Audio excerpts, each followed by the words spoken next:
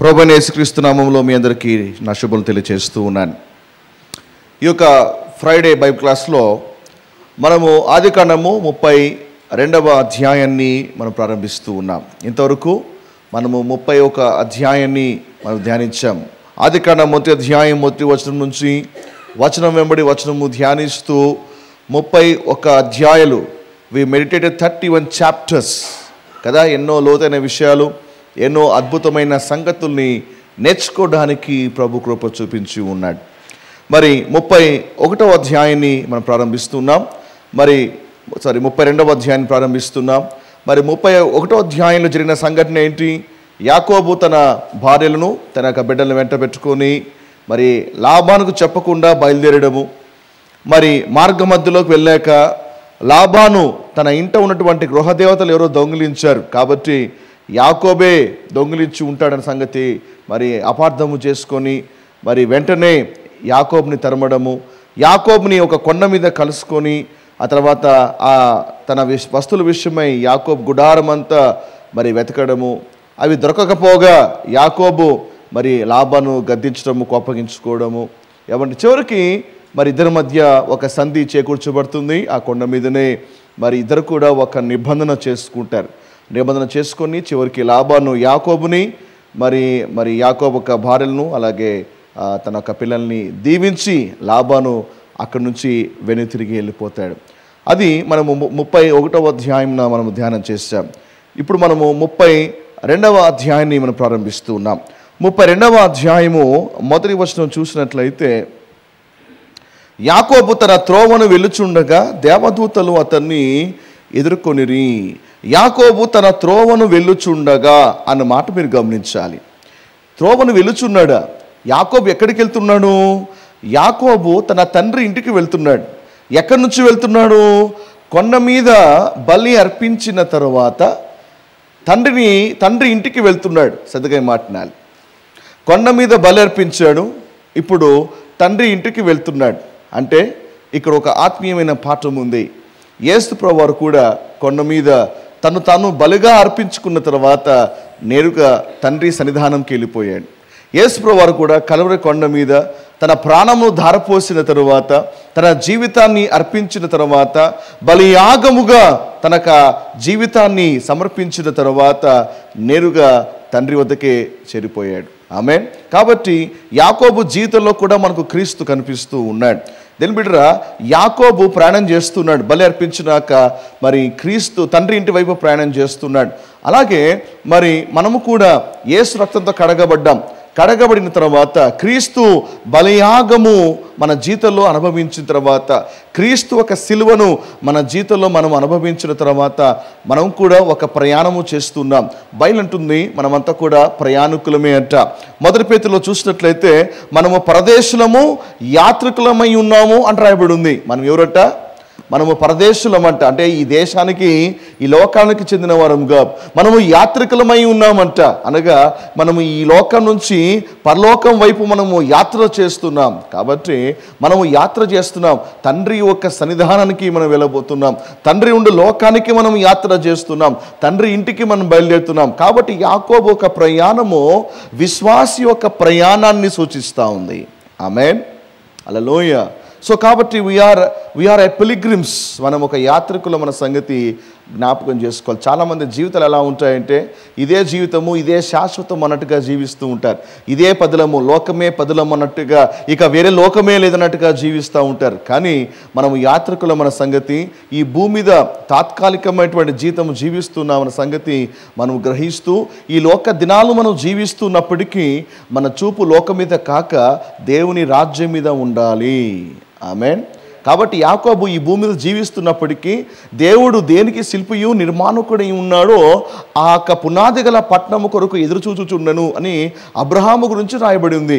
అంటే అబ్రహాము విశ్వాసగల తండ్రిగా ఉంటున్నప్పటికీ, అబ్రహాం ఈ లోకంలో జీవిస్తూ ఉన్నప్పటికీ మరి దేవుడు నిర్మించేటువంటి ఆ యొక్క పునాది గల పట్టణం కొరకు ఎదురు చూస్తూ ఉన్నాడంట. అది అబ్రహాం ఒక జీవితం. క్రైస్తవుడుగా మనం కూడా ఉద్యోగం చేస్తున్నా, వ్యాపారము చేస్తున్నా, మన జీవితం జీవితంలో మనం ఏమి కలిగి ఉన్నప్పటికీ కూడా మన చూపంతా కూడా రాబోయేటువంటి లోకం మీద, తండ్రి ఇంటి మీద మనకు మనసు పెట్టి మన యొక్క ప్రయాణాన్ని కొనసాగించగలగాలి. ఈ ప్రయాణంలో కొన్ని అభ్యంతరాలు కలిగినప్పటికీ, ఈ ప్రయాణంలో కొన్ని అవంతరాలు లేకపోతే ఎక్కువ తక్కువ ఉన్నప్పటికీ మన యొక్క గమ్యము తండ్రి ఒక ఇంటి మీదనే ఉండాలి. యాకోబు ప్రయాణం చేస్తున్నప్పుడు కూడా ఎన్నో ఆటంకాలు ఎదుర్కొన్నాడు. దాన్ని కూడా మనం ముందు చూడబోతున్నాం. అలాగే విశ్వాసి చేసేటువంటి ఒక స్పిరిచువల్ జర్నీలో కూడా కొన్నిసార్లు అప్స్ అండ్ డౌన్స్ వస్తుంటాయి. కానీ మన ఫోకస్ తండ్రి ఇంటి మీద నుంచి మన యొక్క ఫోకస్ అనేది ఎప్పుడు కూడా మళ్ళకూడదు, తండ్రి ఇంటి మీదనే ఉండగలగాలి. ఆమేన్. పక్కన చెప్పండి, తండ్రి ఇంటి మీదనే నీ దృష్టి ఉండాలి. ఈ లోకంలో మనము పరదేశులము, యాత్రికులము. క్రీస్తుని అంగీకరించిన వెంటనే నీ యాత్ర మొదలైపోయింది. Amen. Praise the Lord. Yakobu తన త్రోవను వెళ్ళుచుండగా అని చదువుతున్నాం. అంటే ప్రయాణాన్ని కొనసాగిస్తున్నాడా? అంటే ప్రయాణం కొనసాగిస్తున్నాడు అంటే యాకోబు ముందుకే వెళ్తున్నాడా లేదా వెనక్కి వస్తున్నాడా? యాకోబు తన ప్రయాణంలో ఎక్కడ కూడా వెనక్కి రాలేదు, తన ముందుకే వెళ్తున్నాడు. కాబట్టి విశ్వాసి యొక్క ప్రయాణం కూడా ఎలా ఉండాలి అంటే ముందుకే సాగాలి, కానీ వెనక్కి తిరిగి చూడకూడదు, లేదా వెనక్కి మనం మళ్ళకూడదు. సో ఈ స్పిరిచువల్ జర్నీలో చాలామంది ముందుకు వెళ్తూ ఉండగా కొన్ని సందర్భాల్లో వెనక్కి తిరిగి చూసి కూడా తమ జీవితాన్ని, గమ్యాన్ని పోగొట్టుకున్న వాళ్ళు చాలామంది ఉన్నారు. దేమిట్రా బైబిల్లో చూసినట్లయితే మరి ముందుకు వెళ్ళాల్సిన వాళ్ళు ముందుకు వెళ్ళక వెనక్కి తిరిగి చూసి వెనక్కి మళ్ళీ తమ గమ్యాన్ని పోగొట్టుకున్న వాళ్ళు చాలామంది ఉన్నారు. అందులో మొదటిది ఎవరంటే లోతు భార్య కదా. దేవుడు చెప్పాడు, మీరు వెనక్కి తిరిగి చూడక మీరు ముందుకు వెళ్ళిపోండి, ఆ సమీపటువంటి ఆ యొక్క కొండ మీదకి వెళ్ళండి అని చెప్పినప్పుడు లోతు భార్య ముందు వైపు చూడక ముందు వైపు వెళ్తా ఉంది. కానీ కాసేపు ఆగిన తర్వాత ఎందుకో అనిపించింది, మరి వెనక్కి తిరిగి చూస్తుంది. దేవుడు ఏది చూడవద్దు అన్నాడో దాన్ని వెనక్కి తిరిగి చూడడం ద్వారా ఏమైంది, లోతు భార్య ఉప్పు స్తంభముగా మార్చబడింది. కాబట్టి మనము కూడా స్పిరిచువల్ జర్నీలో మనము ముందుకెళ్తున్నప్పుడు మనము వెనక్కి తిరుగు చూడకూడదు. దేని బిడ్డరా, పాతవి గతించెను, సమస్తము కొత్తవాయెను. So do not look back. So వెనక వాటిని మనము ఎప్పుడు కూడా చూడకూడదు, లోతు భార్య వల్ల ఉండకూడదు. అందుకే యేసు ప్రభువారు కూడా న్యూ టెస్టిమెంట్లో లోతు భార్యని గురించి మాట్లాడుతూ మీరు లోతు భార్య వల్ల ఉండకూడి అని ప్రభు చెప్పాడు. Do not look back. Israel కూడా ప్రయాణం చేస్తున్నప్పుడు మాటి మాటికి కూడా మాకు ఐగుప్తులో ఉంటే బాగుంటుండే, ఐగుప్తులో మాకు అది ఉంటుండే, ఐగుప్తులో మాకు అలా ఉంటుండే అని మాటి మాటికి వాళ్ళు ఐగుప్తు గురించి మాట్లాడుతూ దేహమేమో ముందుకు వెళ్తూ ఉంది, వారి మనస్సు ఏమో వెనక్కి వెళ్తూ ఉంది. అర్థమవుతుందా? బాడీ ఏమో ముందుకు వెళ్తూ ఉంది, మైండ్ ఏమో వెనక్కి వెళ్తూ ఉంది. చాలామంది క్రిస్టియన్స్ లాగా, చాలామంది బిలీవర్స్ లాగా బాడీ ఏమో మందిరంలో ఉంటుంది, మనసు ఏమో ఏడ తిరుగుతూ ఉంటుంది. సో బాడీ ఒకవైపు ప్రయాణం చేస్తూ ఉంటుంది, మనసు ఇంకొక వైపు ప్రయాణం చేస్తూ ఉంటుంది. అసలు నీ దేహము నీ మనసు ఒకే దిశగా ప్రయాణిస్తున్నాయా, లేదా దేహము ఒక దిశగాను నీ మనసు ఒక దిశగా ప్రయాణం చేస్తూ ఉందా? ఏమండి, మనము ముందుకే సాగాలి అని దేవుడు స్పష్టంగా చెప్తా ఉంటే ఇజ్రాయెల్ ప్రజల వలె లోకము చూసో, ఐగుప్తును చూసో, లోక ఆకర్షణను బట్టో, లౌకికమైనటువంటి ప్రలోభాలకో ఈడవబడి అప్పుడప్పుడు నీ దృష్టి కూడా వెనక్కి మల్లుతుందేమో, చాలా జాగ్రత్తగా ఉండాలి. కాబట్టి రెండవ ఎగ్జాంపుల్, ఇజ్రాయెల్ ప్రజలు కూడా వెనక్కి చూసిన వాళ్ళందరూ కూడా తెలుసా ఏమయ్యారో, అరణ్యంలో రాలిపోయారు. మాకు ఐగుప్తు మేలు అని చెప్పిన ప్రతి ఒక్కరు కూడా అరణ్యంలోనే రాలిపోయారు. లోతు భార్య వెనక్కి చూసింది, పోయింది. ఇజ్రాయెల్ ప్రజలు కూడా వెనక్కి చూసి మాకు అదే బాగుంది అని చెప్పారు, వాళ్ళందరూ కూడా అరణ్యంలో రాలిపోయారు. సౌలు గురించి కూడా ఒక మాట రాయబడి ఉంది. మొదటి సమూయేలు 15వ అధ్యాయము 11వ వచనంలో సౌలు గురించి దేవుడు ఏమన్నాడో తెలుసా?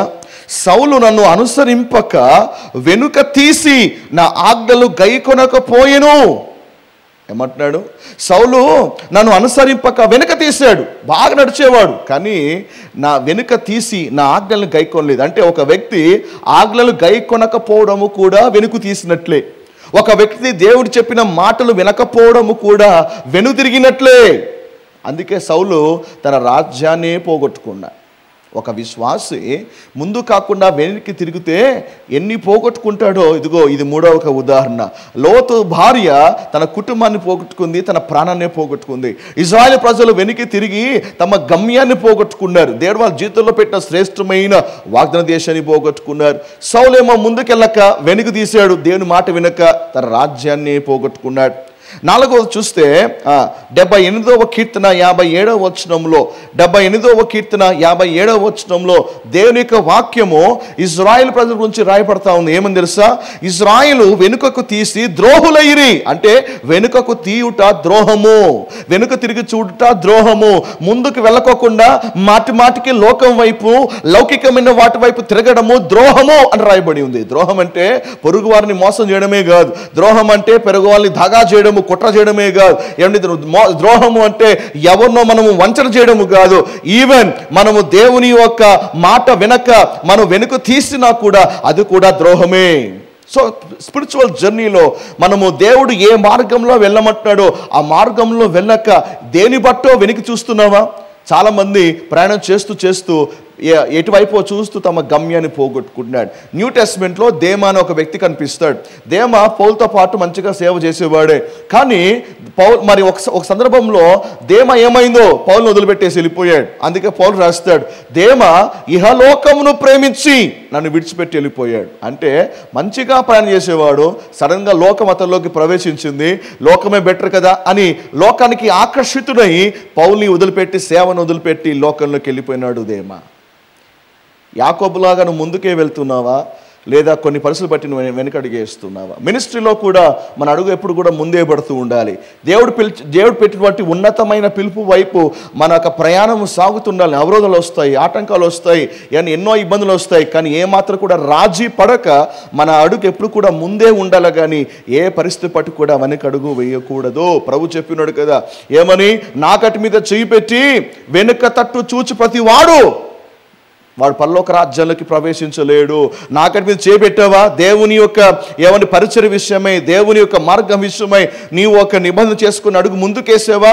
ఎట్టి పరిస్థితుల్లో కూడా నీవు వెనక్కి తిరిగి చూడకూడదు అని దేవుడు మాట్లాడుతున్నాడు. నీ గమ్యం ఎప్పుడు ముందు వైపే ఉండాలి, నీ చూపు ఎప్పుడు కూడా ముందే ఉండాలి, నీవెప్పుడు కూడా గమ్యం వైపే నువ్వు పరిగెడుతుండాలి, కానీ nothing should distract you and nothing should divert you. బిలీవర్స్గా చాలాసార్లు మనకు దృష్టిని మళ్లించడానికి అపవాది ప్రయత్నం చేస్తూ ఉంటాడు. ఏ ఉన్నతమైన పిలుపుకు దేవుడు నేను పిలిచాడు, ఏ ఉన్నతమైన బహుమానము కొరకు దేవుడు నేను పరిగెత్తమంటున్నాడు, దాని కొరకు నువ్వు ఎప్పుడు కూడా పరిగెడుతూనే ఉండడము నేర్చుకోగలగాలి. Do not turn back. Amen? పరిగెత్తువాడు పరిగెత్తుకోకుండా ఈ పరుగు పందాల్లో పొరపాటున పక్కకు చూస్తే ఏమవుతుంది చెప్పండి? ఖచ్చితంగా పడిపోతాడు. పరిగెత్తేవాడు జనాల చూడు, చప్పట్లు చూడు, వాళ్ళ శబ్దాలు చూడు, ఏమండి పరిగెత్తేవాడు ఎప్పుడు కూడా వాడి చూపు డిస్ట్రాక్ట్ చేసుకోడు, అల్పమైన వ్యర్థమైన వాటి వైపు చూపు డిస్ట్రాక్ట్ చేసుకోడు, వాడి చూపు అంతా కూడా మరి ఆ రన్నింగ్ రేస్లో బహుమానం వైపే ఉంటుంది. అందుకే జనాలు ఎన్ని కేరింతలు కొట్టినా ఎంత గట్టిగా అరిచినప్పుడు కూడా వాడు ఏది లెక్క చేయకుండా వాడి చూపు అంతా కూడా బహుమానమే. ఏమే? పరిగెత్తేవాడు పరిగెత్తు వెనకలు ఎవరో పిలుస్తూ ఉంటే వెనక్కి తిరిగి చూస్తే ఏమైతే చెప్పండి? బొక్కబోలో పడతాడు. బిలీవర్ లైఫ్ కూడా అలాంటిదే. ఏమే? కాబట్టి మనము నెగిటివ్ ఎగ్జాంపుల్ చూసాం, అయితే పాజిటివ్ ఎగ్జాంపుల్ కూడా చూద్దాం. మరి అబ్రహాము జీవితం చూస్తే దేని యొక్క వాక్యం అంటుంది అబ్రహాం గురించి? అబ్రహాము తన కుమారుని వెనుక తీయక అని రాయబడింది. అంటే అబ్రహాము వెనుక తీయలేదు, అబ్రహాం అడుగు ముందుకు వేసాడు. అబ్రహమా నీ కుమారుని కావాలి అబ్రహమా అంటే అబ్రహాం వెనక్కి తీయలేదు. ప్రభువా అడుగు వెనకేసే ప్రసక్తి లేదయా, నీకోసం అడుగు ముందుకే వేస్తాను అని అడుగు ముందుకేస్తాడు. అబ్రహాము దీవించబడ్డాడు. హిజ్కియా గురించి రాయబడి ఉంది 2వ రాజుల గ్రంథము 18వ అధ్యాయము 6 నుంచి 7 వచనాలు చూస్తే హిజ్కియా గురించి రాయబడి ఉంది. ఏమని? హిజ్కియా యెహోవాను వెంబడించుటలో వెనుతీయక ఆజ్ఞలన్నిటినీ గైకొనుచుండెను గనుక ఆయన పోయిన చోటెల్లా జయము పొందెను. యెహోవాను వెంబడించుటలో వెనుదీయక, ఒక్కసారి కూడా వెనుక తీయక అనుసరిస్తున్నాడు. అందుకే ఏ చోటుకి వెళ్ళినా కూడా హిజ్కియా ప్రతి చోట కూడా విజయము సాధించాడంట. హిజ్కియాలాగా ఉంటే ఎంత ఆశీర్వాదము, హిజ్కియాలా ఉంటే ఎంత గొప్ప దీవెన. కాబట్టి అబ్రహాములాగా వెనుక తీయకూడదు, హిజ్కియాలాగా అన్నిట్లో కూడా లోబడుతూ మనం ముందుకే సాగాలి. అండ్ పౌలు గురించి రాయబడి ఉంది ఫిలిప్పీ 3వ అధ్యాయము 13 నుంచి 14 వచనంలో పౌలు రాస్తాడు కదా, ఏమని? మనము వెనక ఉన్న వాటిని మరచి ముందున్న వాటి కొరకే వేగిరపడుచు ఏమండి బహుమానము పొందవలని గురి యొద్దకే పరిగెడుచున్నాను అంటాడు. వెనుకున్న వాటిని మర్చిపోయాడు, ముందున్న వాటి కోసం వేగిరపడుతూ ఆ ఉన్నతమైన బహుమానం కోసము నేను పరిగెడుతూ ఉన్నాను అని పౌలు రాస్తాడు. సో పౌలు వలె ఉంటే ఎంత గొప్ప ఆశీర్వాదము, ఎంత గొప్ప దీవెన. కాబట్టి అబ్రహాములాగా ఉండాలి, హిజ్కియాలాగా ఉండాలి, అండ్ పౌలు వలె నేను వెన్ను తిరగను అని చెప్తూ ముందుకెళ్ళాలి. అందుకే అప్పుడప్పుడు పాట పాడుతుంటాయి కదా, ఏమని, నా ముందు సిలువ నా వెనుక లోకం, నా ముందు సిలువ నా వెనుక లోకం, నేను వెనుదిరిగాను నేను వెనుతిరుగాను. కాబట్టి సిలువ మన ముందే ఉంది, మన వెనక లోకం ఉంది. ఎట్టి పరిస్థితుల్లో కూడా వెన్ను తిరగక, ఎలాంటి ఆకర్షణకు గురిగాక మనం ఎప్పుడు కూడా ముందుకే సాగాలి. పక్కన చెప్తాం, యాకోబు వలె తండ్రి ఇంటికి మనము ముందుకే సాగాలి, వెనక్కి వెళ్ళటం లేదు. లోతు భార్య వలె, ఇజ్రాయిల్ ప్రజల వలె మనం వెనక్కి తిరిగి చూడక, అబ్రహాము వలె, హిజ్కియా వలె, పౌలు వలె మనం ముందుకే సాగుదాము. ఆమేన్. ఈరోజు చాలామంది చూసాం మినిస్ట్రీలో ఎంతో అద్భుతంగా పరిగెడతా ఉన్నారు, ఆ తర్వాత ప్రభుని వదిలిపెట్టేసి లోకంలోకి వెళ్ళిపోయారు. వాళ్ళ పరుగు పందెం ఏమైపోయింది? ఆగిపోయింది. లౌకికమైన శ్రమలు, లౌకికమైన ఇబ్బందులు, లౌకికమైనటువంటి ఆకర్షణలు ఏదో ఒక విధంగా వాళ్ళ యొక్క పరుగు పందాన్ని అపవాద నిలుపు చేయడము ద్వారా వాళ్ళ యొక్క పరుగు పందాన్ని ఆపేసేశారు. ఎంత దౌర్భాగ్యం అది. కాబట్టి ఏది కూడా మన యొక్క రన్నింగ్ రేస్ని, మన యొక్క పరుగు పందాన్ని ఏది కూడా ఆపకూడదు. ఆమేన్. హల్లెలూయా. గమ్యం వైపు మనం వెళ్ళాలి. అందుకే ఒక భక్తుడు అంటాడు, ఏమని, ఒకవేళ పరిగెత్తడం కాదా నడువు, ఒక నడవడం కాదా కూర్చొని వెళ్ళు, ఒకవేళ కూర్చోవడం వెళ్ళడం చేత కాదా దోక్కుంటాను వెళ్ళు, కానీ మాత్రం ఉన్న చోట మాత్రం ఉండద్దు, నువ్వు ముందుకు వెళ్ళు అని అంటాడు ఒక భక్తుడు. అర్థమైందా? Do something, just move forward. పరిగెత్తడానికి ట్రై చేయి, లేదా నడువు, లేదా దోక్కుంటానే వెళ్ళు, లేదా పాక్కుంటానవు, కానీ మొత్తానికి ఉన్న చోట మిగిలిపోకూడదు. అర్థమైందా? అందుకే బ్యాక్ స్లైడింగ్ అంటే ఏంటి తెలుసా? వెనక్కి వెళ్ళిపోవడం బ్యాక్ స్లైడింగ్ కాదు, ముందుకు వెళ్ళకోకుండా నిలబడిపోవడం కూడా బ్యాక్ స్లైడింగే. అర్థమైందా? నువ్వు వెళ్ళాల్సినటువంటి స్పీడ్లో వెళ్ళకోకుండా నిలబడిపోయి చూసావా, అది కూడా బ్యాక్ స్లైడింగే. చాలామంది అనుకుంటారు బ్యాక్ స్లైడింగ్ అంటే పాపంలో పడ్డం, బ్యాక్ స్లైడింగ్ అంటే ఏమని మరి పాత జీవితంలోకి వెళ్ళిపోవడం అనుకుంటారు. నో, అది మాత్రమే కాదు బ్యాక్ స్లైడింగ్. ముందుకు వెళ్ళకోకుండా నిలబడిపోవడం కూడా బ్యాక్ స్లైడింగే. Somewhere you are stuck somewhere. there is no progress in your life, there is no growth in your life. ఎక్కడో స్పిరిచువల్గా స్టక్ అయిపోయావు, ఎక్కడో అడుగు ముందుకు వెళ్ళలేకపోతున్నావు. సేమ్ అదే అట్మాస్ఫియర్, అదే స్పియర్లో, అదే వలయములో అక్కడే ఉండిపోతున్నావా? Even you are back slidden. ఉండవలసినటువంటి జీల్ లేదు, ఉండవలసినటువంటి ప్యాషన్ లేదు, ఉండవలసినటువంటి ఒక తపన లేకోకుండా అక్కడే ఉండిపోయినామంటే అందరూ ముందుకు వెళ్ళిపోతున్నారు, నువ్వు మాత్రమే అక్కడే ఉండిపోయావు. That's mean you are back slidden. అందుకే మనము యాకోబు వలె మనము ఎప్పుడు కూడా ముందుకే సాగుతూ ఉండాలి. Amen. Praise the Lord. So Yakobu అలా వెళ్తూ ఉండగా ఏమైంది? దేవదూతలు అతన్ని ఎదుర్కొనిరి. దేనికి స్తోత్రం. ఎప్పుడైతే యాకోబు అలా వెళ్తూ ఉన్నాడో దేవదూతలు యాకోబుని ఎదుర్కొన్నారంట. మీకు మాట చెప్పనా, తండ్రి వైపు అడుగులు వేసేటప్పుడు ఇలాంటి అనుభవం సమృద్ధిగా ఇస్తాడు. అర్థమైందా? యాకోబు చేసిన పని ఏంటి తెలుసా? లాభా నుంచి వేరుపడి తండ్రి ఇంటి వైపు ప్రయాణం చేస్తూ ఉన్నాడు. అంటే లాభాను లోకానికి సాదృశ్యం. The moment you disconnect yourself from the world, లాభాను వంటి లోకం నుంచి నువ్వు వేరుపడి నువ్వు ఎప్పుడైతే తండ్రి కొరకు నువ్వు అడుగులు ముందుకేస్తూ ముందుకు సాగుతావో ఇలాంటి సూపర్ న్యాచురల్ ఎక్స్పీరియన్స్ నీ దేవుడు అనేకమైన వాటి మనకు అనుగ్రహిస్తాడు. సేవలో నాకు ఇలాంటి అనుభవాలు చాలా ఉన్నాయి. Because when you obey God you will see the divine intervention. అబ్రహాము కూడా లోతుని వెంట పెట్టుకున్నంత వరకు కూడా దేవుడు అబ్రహాంతో మాట్లాడలే. కానీ ఎప్పుడైతే లోతు ఎప్పుడైతే వేరుపడ్డాడో, అబ్రహాం ఎప్పుడైతే లోతు నుంచి వేరుపడ్డాడో అప్పుడు తిరిగి మళ్ళా దేవుడు అబ్రహాంతో మాట్లాడుతూ ఉన్నాడు. అంటే when you are attached to this world, నువ్వు లోకముతో నువ్వు అటాచ్మెంట్ పెట్టుకున్నప్పుడు దేవుని స్వరాన్ని కానీ, దేవుని దర్శనాన్ని కానీ, దేవుని యొక్క అనుభవాలు కానీ ఏవి కూడా నువ్వు పొందలేవు, ఏవి కూడా చూడలేవు.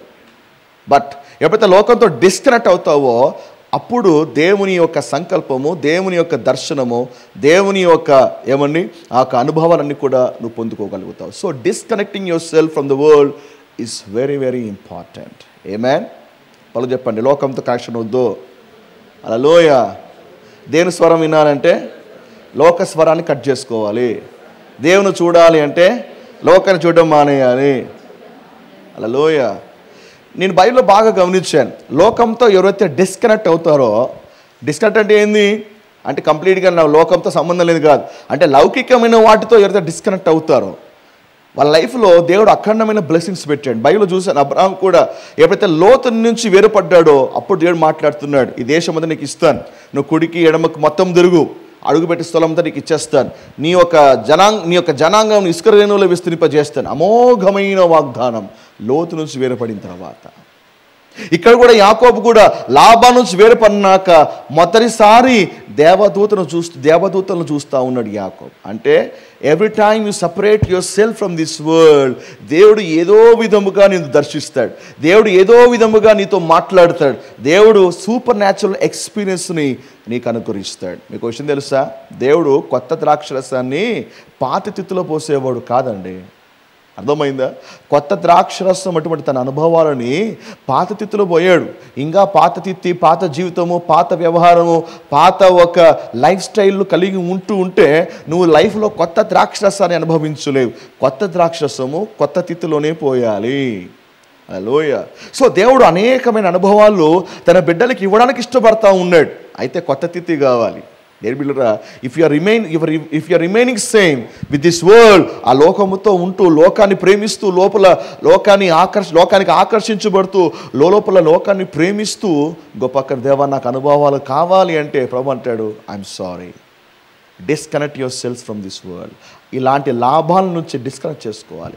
ఆ లాభాను ఒక ఫ్రెండ్షిప్ కావచ్చు, ఆ లాభాను ఒక రిలేషన్షిప్ కావచ్చు, ఆ లాభాను ఒక అట్రాక్షన్ కావచ్చు, ఒక వస్తువు కావచ్చు, whatever it is which is not approved by God, అది నువ్వు డిస్కనెక్ట్ చేయకపోతే you can not see any divine intervention in your life. Amen. Praise God. అదేం చూపడుతున్నారా? ఎస్. సో కాబట్టి దేవదూతలు అతన్ని ఎదుర్కొనిరి. సద్దుకైనాలి అంటే ఎందుకు దేవదూతలు ఎదుర్కొంటున్నారు యాకోబుని అంటే, తండ్రి వైపు అడుగులు వేస్తూ ఉన్నప్పుడు పరిచారము చేయడానికి దేవదూతలు యాకోబుకి ప్రత్యక్షమవుతున్నారు. మీకు తెలుసా, దేవదూతలు మనకు పరిచారము చేయ ఆత్మలు. They are ministering spirits to us. వాళ్ళు మనకు పరిచారము చేయడానికే దేవదూతల్ని దేవుడు నియమించి ఉన్నాడు. హల్లెలూయా. మీకు తెలుసా, ఎప్పుడు కూడా మీరు ఒంటరి వారు కాదు, ఎప్పుడు కూడా మీ పక్కన దేవదూతలు ఉంటారు. కాకపోతే మీకు కనిపించరు, కానీ ఎప్పటికీ దేవదూతలు మీ పక్కనే ఉంటారు, మీతో పాటు నడుస్తూనే ఉంటారు. 34వ కీర్తన 7వ వచనంలో రాయబడి ఉంది. ఏమని? యెహోవా యందు భయభక్తులు గల వారి చుట్టూ ఆయన దూత కావలి ఉండి వారిని రక్షించును. అంటే యెహోవా యందు భయభక్తులు కలిగి ఉంటే తన బిడ్డల్ని కావలి ఉండి రక్షించడానికి దేవుడు ప్రతి ఒక్క బిడ్డకు ఒక దూత నియమించి ఉన్నాడంట. ఆమేన్. హల్లెలూయా. ఈ పక్క చూసుకోండి, దూతలు ఉన్నారేమో. మీ బాహ్యనేతలు కనిపించరు, కానీ ఆత్మనేతలను చూస్తే బలమైనటువంటి దేవదూత మీకు ఇవ్వబడ్డాడు. Angels are there to protect you. Amen. Hallelujah. So అప్పుడప్పుడు ఎలీషా ఒక సేవకుడు వలె ప్రార్థన చేయాలి. ఎలీషా ఒక రోజున వాళ్ళ యజమాని పడుకుంటే, సార్ లేండి సార్, ఈ మన చుట్టూ శత్రువులు క్యాంప్ వేశారు, మన ఇంటి చుట్టూ ఫుల్ ఆర్మీ దిగింది, గన్స్తో మిజైల్తో రెడీగా ఉన్నారు, లేపేస్తారు అంటే. కానీ ఎలీషా లేచి చూస్తే చుట్టూరు ఉన్నాను, శత్రులు మోహరించి ఉన్నాడు. ఈయన ఎలీషా సేవకుడు భయపడతా ఉన్నాడు. ఏం చేయాలి సార్, ఇప్పుడు మన పని అయిపోయిందే అంటే. అప్పుడు ఎలీషా తన సేవకుడు ప్రార్థన చేశాడు. తన చెయ్యి ఆ సేవకుడు కళ్ళ మీద పెట్టి ప్రార్థన చేశాడు. ప్రభువా, మరి నేను చూసేది ఒకటి, ఈయన చూసేది ఒకటి, ఈయనకి శత్రులు మాత్రమే కనపడుతున్నారు, కానీ శత్రు కంటే బలమైన వాళ్ళు మాతో ఉన్న సంగతి ఈయనకు అర్థం కావట్లేదు, కాబట్టి ఈయన కళ్ళు తెరవండి అని ప్రార్థన చేశాడు. ఎప్పుడైతే ప్రార్థన చేశాడో ఎలీషా సేవకుడు చూస్తే, దేనికి స్తోత్రం, శత్రులే కాదు, శత్రుల వెనకల వాళ్ళకంటే బలాఢ్యులు మిజైల్ గస్తు పట్టుకుని నిలబడతా ఉన్నారు. హల్లెలూయా. వాళ్ళకంటే బలాఢ్యులు, వాళ్ళకంటే బలవంతులు దేవదూతలే ఒక సైన్యముగా వాళ్ళ చుట్టూ ఆవరించి ఉండడం చూశారు. అప్పుడు ఎలీషా సేవకులో భయం తొలగిపోయింది. హల్లెలూయా. అర్థమవుతుందా? Sometime we need our eyes to be open. దేవా నా కళ్ళు తెరవండి అయ్యా. అప్పుడప్పుడు మనం చూడలేకపోతున్నాం కాబట్టి భయము. అందుకే మన లైఫ్లో భయం వచ్చినప్పుడు మనతో ఎవరు ఉన్నారు, మనం ఏమై ఉన్నాము, దేవా దాని పట్ల నా కళ్ళు తెరవండియా అంటే దేవుడు ఒకసారి కళ్ళు తెరిస్తే మన భయం అంతా కూడా పటాపంచలైపోతుంది. నువ్వు చూడలేకపోతున్నావు కాబట్టి భయపడతా ఉన్నావు, నీవు అనుభవించలేకపోతున్నావు కాబట్టి భయపడతా ఉన్నావు, కానీ angels are always with you. Elisha సేవకుడు వలె లార్డ్ ఓపెన్ మై ఐస్ అంటే దేవుడు ఒకసారి మనకు కళ్ళు తెరుస్తాడు. అప్పుడు మన చుట్టూ ఉన్నవారు ఎంత బలవంతులో తెలుసుకుంటే మనల్ని బెదిరించేవారు ఎంత అల్పులో అర్థమైపోతుంది. ఆమేన్. హెబ్రీ 1వ అధ్యాయము 14వ వచనం రాయబడి ఉంది. హెబ్రీ 1వ అధ్యాయం 14వ వచనం. వీరందరూ రక్షణయను స్వాస్థ్యము పొందబోవు వారికి పరిచారము చేయుటకై పంపబడిన సేవకులైన ఆత్మలుగారా are they not ministering spirits అని రాబడి ఉంది. అంటే దేవదూతలు ఎవరంట? పరిచారము చేయుటకై పంపబడిన ఆత్మలంట. దేవదూతలు మనకు పరిచారము చేయడానికి పంపబడ్డారు. చాలామంది భావనేమంటే దేవదూతలు మనకంటే గొప్ప వాళ్ళు అనుకుంటారు, దేవదూతలు మనకంటే చాలా బలవంతులు ఎస్, దేని బిడ్డ సతికైనాలి. దేవదూతలు వాళ్ళు ఎట్టివారైనా కూడా మనము వాళ్ళకంటే ప్రశస్తమైన వారు. అర్థమైందా? మనము వాళ్ళకంటే పై స్థాయి గలవారం. మొదట దేవుడు, తర్వాత మానవుడు, ఆ తర్వాత థర్డ్ క్లాస్ వచ్చేసి ఏంజిల్స్. అర్థమైందా? వారు మనకంటే శ్రేష్ఠులు గారు, వారు మనకు పరిచారకులే, వాళ్ళకంటే శ్రేష్ఠులు గారు. ఎలా చెప్పగలుగుతారు పాస్టర్ గారు అంటే ఏ దేవదూత కూడా దేవుని యొక్క పోలికలో సృష్టించబడలేదు. ఏ దేవదూతలు కూడా దేవుని యొక్క స్వరూపమందు సృష్టించబడలేదు. అర్థమైందా? ఏ దేవదూతలు కూడా దేవుని యొక్క దైవత్వములో పాలిభాగము పొందలేదు. అర్థమైందా? కేవలం ఒక మానవుడు మాత్రమే దేవుని పోలిక, దేవుని స్వరూపాన్ని కలిగి ఉన్నాడు. మనము మాత్రమే దేవుని కుమారులుగా పిలువబడతా ఉన్నాం, నాట్ ఏంజల్స్. అర్థమైందా? సో చాలామందికి ఒక భావన ఏమంటే ఓకే మనకంటే చాలా బాగుంటుందండి అంటే, పిచ్చివాడా, నువ్వు డిగ్రేడ్ చేసుకుంటున్నావు నిన్ను నువ్వే. When you think your self okay how good if I'm like that angel అని అంటే నిన్ను నువ్వే దిగజార్చుకుంటున్నావు. ఎందుకంటే నీ స్థాయి దూతల కంటే ఉన్నతమైన స్థాయి నీది. అర్థమవుతుందా? You are more than an angel. కాబట్టి ఎవరైనా వచ్చి యు ఆర్ అన్ ఏంజిల్ అంటే అరే నేను ఏంజిల్ కంటే గొప్పవాడిని చెప్పాలి. అర్థమైందా? యు ఆర్ అన్ ఏంజిల్ అంటే no, I'm more than an angel, I'm created in the image of God అని చెప్పగలగాలి. హల్లెలూయా. ఏమైనా ఒకవేళ దేవతలు మనకంటే గొప్ప వాళ్ళు అయితే మనకు పరిచారం చేస్తారా? మీ క్లాస్లో లేకపోతే మీ ఆఫీస్లో మీ బాస్లో మీకు పరిచారం చేస్తారా? మీ బాస్ అయితే ఆర్డర్ చేస్తారా? చేయరు. ఎందుకంటే ఎప్పుడు కూడా పైవాడు కింది వాడిని ఆర్డర్ చేస్తారు, కింది వాళ్ళని పై వాళ్ళు ఎప్పుడు కూడా సేవ చేయాలి. సో ఇక్కడ దేవదూతలు ఎందుకు ఇవ్వబడ్డారు? పరిచారము చేయుటకై పంపబడిన సేవకులైన ఆత్మలుగారా. So they are sent to minister to us. మీకు తెలుసా? మీకేమన్నా అంటే సమ్టైమ్స్ ఒకసారి ప్రే చేస్తూ ఉన్నప్పుడు you can command the angels go and fetch it. దేవదూతలు వెళ్ళి ఎక్కడ ఉన్నా కూడా నాకు సంబంధించింది లొకేట్ చేయండి. You can speak to angels, you can command angels. ఎందుకంటే పరిచారం కొరకై మీకు ఇవ్వబడ్డారు. What a blessing it is. Hallelujah. చాలాసార్లు మనం దేవుని ప్రార్థన చేస్తాం, కానీ మనకి ఏంజిల్స్ ఉన్నారని వాళ్ళని కూడా మనం కమాండ్ చేయొచ్చని వాళ్ళని కూడా చెప్పచ్చు, ఇదిగా వెళ్ళండి ఎక్కడున్నా సరే కార్యం జరిగించండి. Angels I release you to work on behalf of me wherever they are, wherever it is. So do this, do that అని you can command that angels. Amen. Hallelujah. Yesu ప్రభువారు కూడా ఉపవాసం ఉన్నప్పుడు దేవతలు దిగి వచ్చి అతనికి పరిచారము చేయుచుండ్రి అని రాయబడి ఉంది. గెత్సేమనే తోటలో కూడా యేసు ప్రభువారు వేదంతో ప్రార్థన చేస్తున్నప్పుడు దేవతలు దిగి వచ్చి అని బలపరుస్తూ ఉన్నారు. So they are given as the ministering spirits. తండ్రి కోసము మనము అడుగు ముందుకేస్తున్నప్పుడు యు ఆర్ నాట్ అలోన్. యాకోబు అనుకుంటాడు ఒంటరిగా ప్రయాణం చేస్తాను అనుకున్నాడు. కాదు, యాకోబు ఒంటరిగాడు కాదు, యాకోబుతో దేవదూతలు ఉన్నారు. Amen. Hallelujah. Praise the Lord. Are you blessed? Right. రెండవ వచనం యాకోబు వారిని చూసి ఇది దేవుని సేన అని చెప్పి ఆ చోటుకి మహనయీము అను పేరు పెట్టాను. యాకోబు వారిని చూచి ఎవరిని చూచాడు? దేవదూతలను చూస్తున్నాడు. యాకోబు వారిని చూచి మహనయీము అంటే ముందు వచనంలో దేవదూతలను చూశాడు, అందుకే వారిని చూచి మహనయీము అని పేరు పెడతా ఉన్నాడు. మహనయీము అనగా ఏమండి? రెండు సేనలు అని అర్థం. 2 ఆర్మీస్, 2 సేనలు అర్థం. యాకోబు దేవదూతలను చూస్తూ ఉన్నాడు. ఏమండి యాకోబు దేవతలు చూస్తున్నాడంటే దేవదూతలు అప్పుడు వాళ్ళకి ఆయన ప్రత్యక్షమైనట్టు కాదు, ఇదివరకే దేవదూతలు ఆయనతోనే ఉన్నారు. కాకపోతే ఎప్పుడైతే లాభంతో సపరేట్ అయ్యాడో అప్పుడు దేవదూతల్ని గుర్తించగలుగుతూ ఉన్నాడు. దేవదూతలు అప్పుడు కనపలే యాకోబుకి, అప్పుడు దిగి రాలేదు. ఎప్పటి నుంచో యాకోబుతో దేవదూతలు తోడుగా ఉన్నారు. కాకపోతే ఈ సమయంలో యాకోబు వాళ్ళు చూడగలుగుతూ ఉన్నాడు. ద సేమ్ వే సార్ యేసుప్రభువు వారు నాకు కనిపించాడు సార్ అంటే ఎందుకు లేడా? యేసుప్రభువు వారు నా పక్కనే ఉన్నాడు సార్, నాకు బాగా నేను కనిపించింది అంటే ఎందుకు లేడా? ఉన్నాడు. అయితే ఎందుకు కనిపించలేకపోయాడు? Due to some reasons you couldn't able to see him. But ఒకసారి ప్రత్యేక సందర్భాల్లో ఎప్పుడైతే మన స్పిరిట్ ఎక్కువగా ట్యూన్ అవుతుందో అప్పుడు దేవుని కదలికలు, దేవుని యొక్క కార్యము మనతో స్పష్టముగా అర్థమవుతాయి.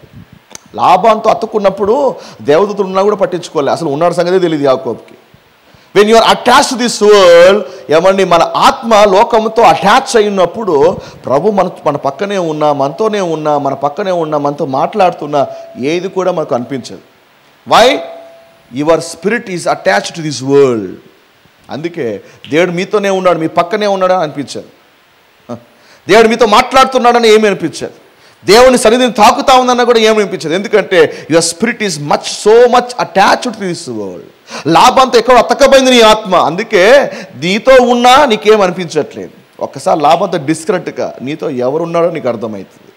దేవుడు నీతో ఎట్లున్నాడో అర్థమవుతుంది. దేవుని సన్నిధి, అభిషేకము, ఆయన మహిమ ఎట్టితో నీకు స్పష్టంగా అర్థమవుతుంది. లాభాలతో నీకున్నటువంటి కనెక్షన్ కట్ చేసుకోగలగాలి. హల్లెలూయా. యాకోబు అంటాడు కదా, ఏమని? ఆ చోటికి మహనయీము అని పేరు పెట్టెను. మహనయీము అనగా 2 సేనలు. 2 సేనలు ఉన్నాయా? ఏంటది 2 సేనలు? ఒకటేమో దేవదూతల సేన, ఒకటేమో యాకోబు సేన. అర్థమైందా?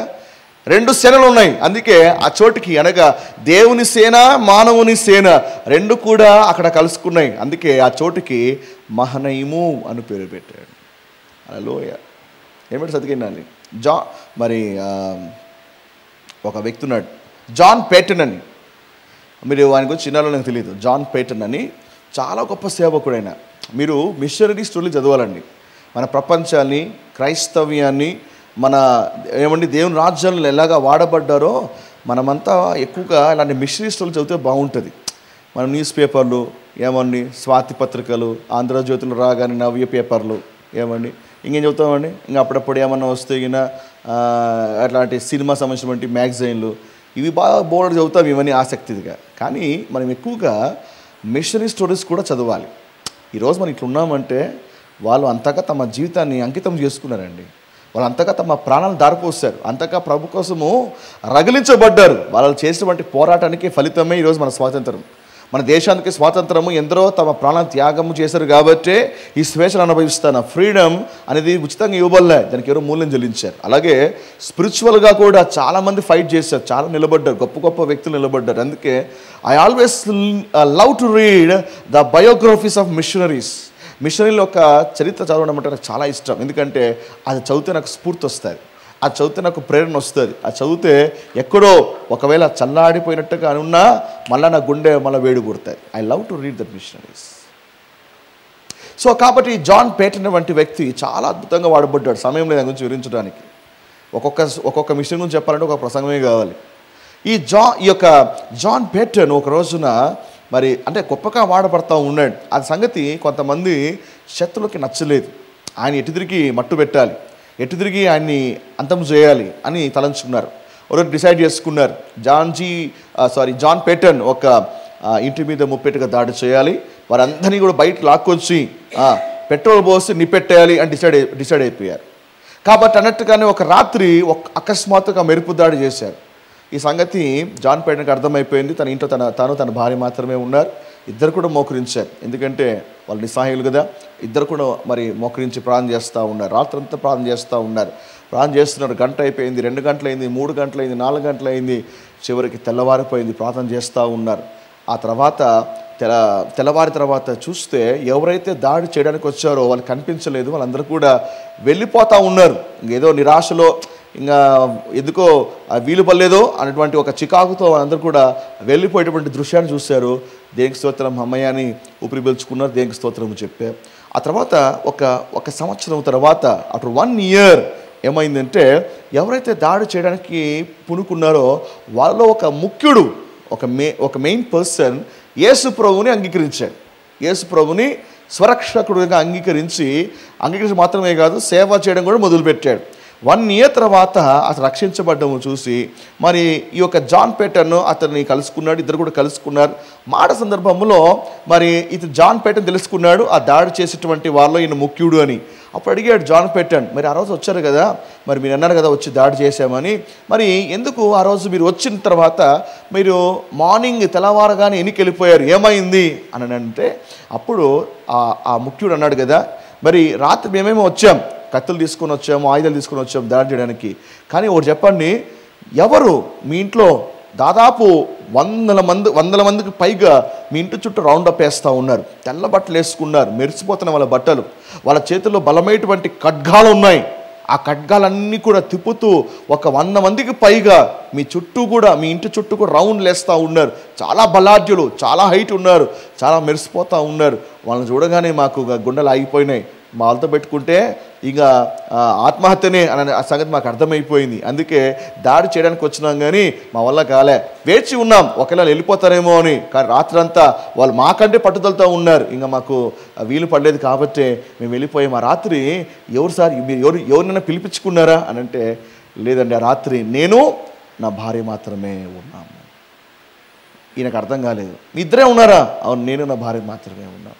లేదు సార్, మేము స్పష్టంగా చూసాం, మీ ఇంటి చుట్టూ ప్రాకారం చుట్టూ చాలా బలాఢ్యులు నిలబడ్డారు. అప్పుడు ఈ యొక్క జాన్ పేటన్కి అర్థమైంది, వాళ్ళు ఎవరో కాదు, వాళ్ళు దేవదూతలు, ఏంజల్స్ ఆఫ్ గాడ్.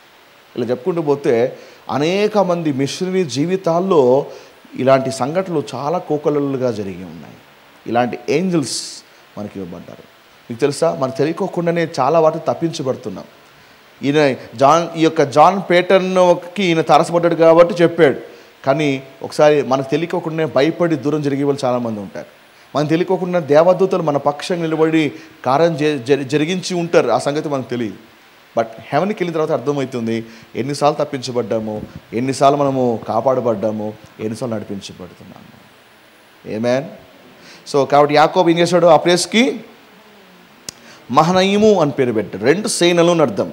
మీకు విషయం తెలుసా, దేవదూతలు ఒక సైన్యం కదా, దేవదూత సైన్యము, దూత గణము అని పిలువబడుతుంది బైబిల్లో. అలాగే దేవదూతలు మాత్రమే కాదు, మనం కూడా దేవుని సైన్యమే.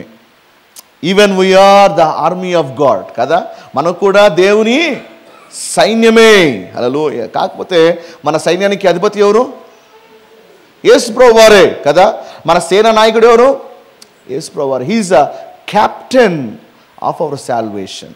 మన రక్షకునకు ఆయన క్యాప్టెన్ అయి ఉన్నాడు. ఆయన మనమంతా కూడా క్రీస్తు ఒక సైనికులు వంటి వారమే. అందుకే క్రీస్తు ఒక మంచి సైనికులు వలే అని పౌలు రాస్తాడు, we are all the warriors of God అని పౌలు కూడా రాస్తాడు. ఏమని? ఫిలిప్పు 2వ అధ్యాయం 25వ వచనంలో నా తోటి యోధుడు అని రాస్తూ ఉన్నాడు. అంటే మనమంతా యోధులమంట, మనమంతా క్రీస్తు ఒక సైనికులమంట. దేనికి స్తోత్రం, మనం కూడా ఒక సైన్యమే. ఒక సైన్యమేమో దేవదూతలు, ఇంకో సైన్యమేమో క్రీస్తు బిడ్డలు. దేనికి స్తోత్రం. 2 సైన్యాలు కలుస్తే ఇంకేమైనా ఉందా? హల్లెలూయా. శత్రువు పారిపోవాల్సిందే. ఆమేన్. 2 సైన్యాలు. అందుకే మహనయీం, అందుకే యు ఆర్ నాట్ అలోన్. అప్పుడు అందుకే మన పోరాటంలో సహాయం చేయడానికి అప్పుడప్పుడు పరలోక సైన్యం కూడా రంగంలో దిగుతుంది. నీకు బ్యాకప్ ఇవ్వడానికి, నీకు సపోర్ట్ చేయడానికి, నేను లీడ్ చేయడానికి అవసరమైతే దేవుని సైన్యమే, దూత గణమే దిగి నీకు బ్యాకప్ ఇచ్చేస్తుంది. Hallelujah. Mahanaim. So you are not alone, you are not alone, you are not left alone. మనకు ఒక సైన్యం అనేది ఉంది. క్రీస్తు ఒక తోటి సేవకు తోటి విశ్వాసులు కూడా మీ తరఫున పోరాడుతూ ఉన్నారు. దేవదూతలు కూడా మీకు బ్యాకప్ ఉంది. సో ఇలాంటివన్నీ, ఇంత బ్యాకప్ ఉన్నప్పుడు ఎందుకు భయము, ఎందుకు చింత, ఎందుకు ఆలోచన, ఎందుకు ఫ్రస్ట్రేషను, ఎందుకు ఓడిపోయిన feeling? You have a heaven as your backup. అర్థమవుందా? పరలోకమే నీకు బ్యాకప్గా నిలబడితే భయం ఎందుకండి? ఆమేన్. హల్లెలూయా. చెప్పండి. మహనయీము, మహనయీము. చేయబడిన దేవా, నా కొరకు ఒక సైన్యాన్ని, దూతల సైన్యాన్ని నాకు ఇచ్చావు ప్రభువా. తోటి విశ్వాసులైన సైన్యాన్ని నాకు ఇచ్చావు ప్రభువా. నాకు కూడా మహనయీం ఉంది. నేను ఒంటరి వాడిని కాదు, మహనయీం. సో అందుకే భయపడితే ఏమనాలి? నువ్వు భయపడితే ఏమనాలి? ఒంటరిగా ఉన్నప్పుడు నీకేమన్నా నువ్వేం తలంచాలి? నీ రాష్ట్రంలో ఉన్నప్పుడు ఏం తలంచాలి? నేను ఒంటరి వాడిని కాదు, మహనయీం, 2 సైన్యాలు నాతో ఉన్నాయి. ఆమేన్. హల్లెలూయా. దీవించబడుతున్నారా? Praise the Lord. రైట్. 3వ వచనం నుంచి 8వ వచనం వరకు. 3వ వచనం నుంచి 8వ వచనం వరకు. యాకోబు ఏదోము దేశముననగా సెయిరు దేశమునున్న తన సహోదరుడైన ఏశావు నొద్దకు దూతల్ని తనకు ముందుగా పంపి, మీరు నా ప్రభువైన ఏశావుతో, ఇంతవరకు నేను లాబాను వద్ద నివసించి ఉంటుని, నాకు పశువులు, గాడిదలు, మందలు, దాసీ జనమును కలరు. నీ కటాక్షము నా యందు కలుగునట్లుగా నా ప్రభునకి ఇది తెలియజేయనంపితినని నీ సేవకుడైన యాకోబు అననని చెప్పుడని వారికి ఆజ్ఞాపించాను. ఆ దూతలు యాకోబు వద్దకు తిరిగి వచ్చి, మేము నీ సహోదరుడైన ఏశావు వద్దకు వెళితిమి, అతడు 400 మందితో నిన్ను ఎదుర్కొన వచ్చుచున్నాడని చెప్పగా, యాకోబు మిక్కిలి భయపడి తొందరపడి ఏశావు ఒక గుంపు మీదికి వచ్చి దాన్ని హతము చేసిన ఎడల మిగిలిన గుంపు తప్పించుకొని పోవుననుకొని తనతోనున్న జల్లను, మందలను, పశువులను, ఒంటలను 2 గుంపులుగా విభాగించెను. దేవుడా తన సహోదరుడైన ఏశావు వద్దకు దూతల్ని తనకు ముందుగా పంపుతా ఉన్నాడు. ఎందుకు పంపుతూ ఉన్నాడు? ఏశావు వద్దకు యాకోబు రాయబారులు పంపుతూ ఉన్నాడు. తనకంటే ముందుగా రాయబారులు పంపుతూ ఉన్నాడు. ఎందుకు పంపుతున్నాడు? కారణం ఏంటంటే, ఖచ్చితంగా 20 సంవత్సరాల కిందట యాకోబు అన్న ఒక శపథము చేశాడు. ఏమని? ఈ యాకోబును ఉండకుండా చేస్తాను, ఈ యాకోబుని హతమారుస్తాను, బతికనిచ్చేది లేదు అని పగబట్టాడన్న. 20 ఏళ్ళు అయిపోతా ఉంది. 20 ఏళ్ళు అయింది కదా. ఇప్పుడు కూడా అలాగే ఉన్నాడా? ఏమైనా చల్లబడ్డా? కోపం చల్లారిందా లేదా? అదే ఆవేశం ఉందా? అదే పగ ఉందా? అదే ప్రతీకారం ఉందా? అన్నలో మానవనసు వచ్చిందా? లేకపోతే అలాగే ఉన్నాడా? కాబట్టి మరి ఎదుర్కొనే కట్టే ముందుగా యాకోబు ఏం చేస్తున్నాడు? రాయబారులు పంపుతూ ఉన్నాడు. రాయబారులు పంపుతూ ఏమన్నాడు తెలుసా? మీరు వెళ్ళి ఏం చెప్పాలి అక్కడ? నాకు పశువులు, గాడిదలు, మందలు, దాసీ జనము కలరు అని చెప్పండి. ఆయనకి ఎందుకు చెప్పాలి అంటే, తన ఆస్తి గురించి ఎందుకు చెప్పమంటున్నాడు? తనకు ఐశ్వర్యం గురించి ఎందుకు చెప్పమంటున్నాడు?